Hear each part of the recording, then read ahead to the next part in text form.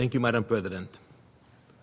Before I begin, I must first address one of the most outrageous statements I have ever seen in an official UN document.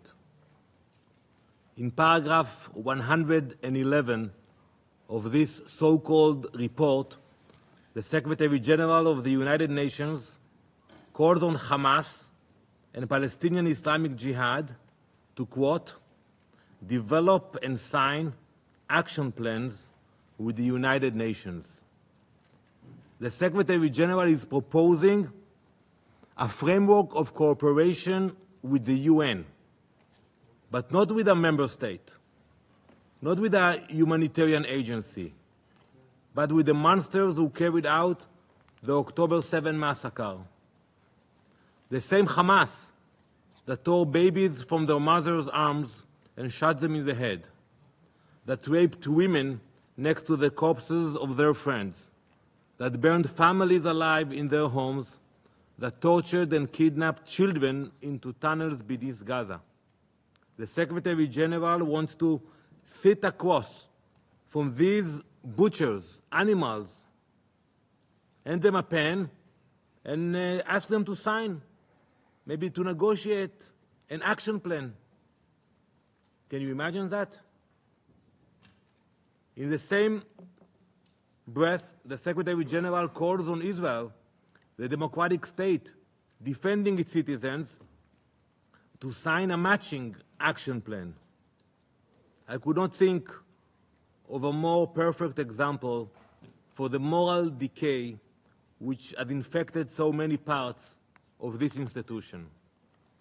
Instead of holding Hamas accountable, the UN invites them for tea. The Secretary General wants to legitimize them, normalize them, give them a seat at the table while many of their victims remain in tunnels under Gaza. Those paragraphs alone invalidate any and every aspect of this so-called report. Madam President, in July last year, children were laughing and kicking a ball across a field in Majdal Shams, a quiet Israeli town in the Golan Heights. Then a Hezbollah rocket came crashing down. 12 of those children were killed, with 20 more civilians injured. Children who should have been safe, who should have been in school, who should still be alive, gone in an instant. This is the reality of what it means to be an Israeli child today. But the report before us could not even acknowledge them as Israeli victims. Since October 7, Israeli children have been living under fire, running in and out of shelters, falling asleep to the sound of sirens. For many Israeli children, this reality included being held hostage by Hamas, tortured, tormented, and hidden from their families. The reality was brutal, cold-blooded murder, as in the case of young Ariel and Kfir Bibas. Ariel was 4 years old, and Kfir just 9 months old when they were kidnapped on October 7th. Their lifeless, desecrated bodies were released earlier this year alongside their mother Shiri, who was also murdered in captivity. Madam President, what we have received is yet another document of distortion, an out-of-context report that fails to reflect and verify the real facts on the ground, and worse, switches the roles of victim and aggressor. This year's report continues a dangerous trend. It cites inflated, unverified casualty numbers from Hamas-controlled sources. It accuses Israel of misconduct while completely ignoring Hamas's systematic war crimes. Are we seriously to believe that tunnels under schools, rockets beside hospitals, and command centers under playgrounds are not enough to prove Hamas uses children as shields? This all fits a pattern of bias, denial, and appeasement. Unbelievably, this so-called report also utterly fails to hold Iran accountable for its crimes against children. It was Iran that armed and trained Hamas to carry out the October 7 massacre. It was Iran that funded and directed Hezbollah, which murdered 12 children in Majdal Shams. It was Iran that fired ballistic missiles at Soroka Hospital just last week, intentionally damaging the pediatric wing. That wing is now in ruins. Iran's indiscriminate strikes over the past weeks have already intentionally murdered 4 children in Israel.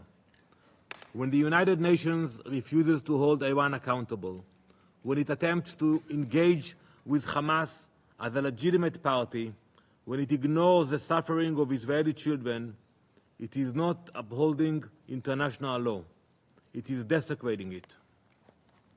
Madam President, in Gaza, children have been abused, exploited, and indoctrinated by Hamas. They are used as shields. They are taught to hate. They are pulled into a war they did not choose. But there is another future, a future without Hamas, a future where classrooms are for education, not weapons storage, where childhood means books and play, not rockets and fear. That is the future Israel is fighting for. That is the future every member of this council should support. We will not accept the grotesque false equivalence between a sovereign democracy and terror regimes. We will not cooperate with a reporting mechanism that has abandoned its mandate and lost its credibility. To the Secretary General we say, the time for so-called engagement with terrorists is over. Genocidal terror organizations like Hamas, Hezbollah, Islamic Jihad, and the Houthis do not need to be approached or begged to sign an action plan. They need to be designated as terrorist organizations by the Security Council and sanctioned. We will protect our children, and we will continue to fight against the disgusting bias that this report represents. Israeli children and children all around the world deserve far better than this biased report and failed mechanism. Thank you, Madam President. Thanks for watching. Drop a comment below. Don't forget to like, share, and hit subscribe to stay updated with our latest content. Until next time, stay informed and inspired. This is Dejobnik signing off.